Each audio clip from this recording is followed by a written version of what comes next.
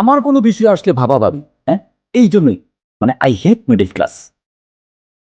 এই যে typical middle class তোমাদের যে সেন্টিমেন্ট, সবার ভাবনা, অথচ সংসারে কে কন্ট্রিবিউট করে? আমিই করি। আব্বা, বল। আমার চাকরির অবস্থাটা তো আপনাকে আমি বলছিলাম যে অফিসে আসলে ভালো যাচ্ছে না। তো আমি ভাবতেছিলাম যে আমি একটা ব্যবসা করব।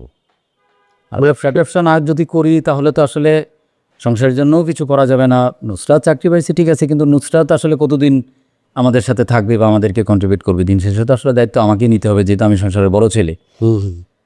সো ওই জায়গা থেকে আসলে আপনার মানে তোমাদের একটু সাপোর্ট লাগবে আর কি। এখন এটা না হলে তো আসলে হবে না আমার। তোর প্রতি তো আমার সাপোর্ট সবসময় আছে, বল কি করতে হবে।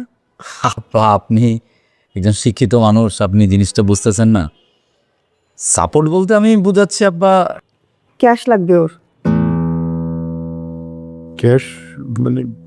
হ্যাঁ মানে নুসরাত যা বলছে আর কি, যে আমাকে একটু ইনভেস্ট করতে হবে। সো এই ক্ষেত্রে এখন মানে আপনি ছাড়া তো আসলে এই মুহূর্তে আমাকে কেউ আসলে করবে না, এইটুক মানে আপনাকে আসলে করতে হবে।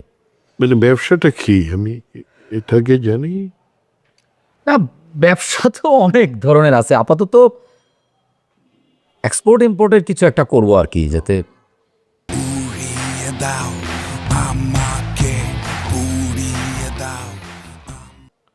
মানে তুই কি আমার ওই যে পেনশনে যে টাকাটা পেয়েছি ওইটার কথা বলছিস?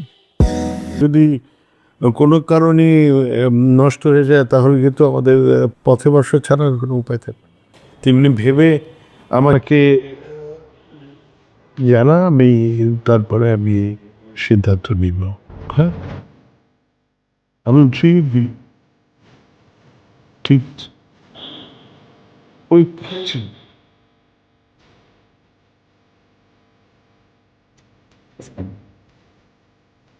মানে এইটা কি ধরনের কথা?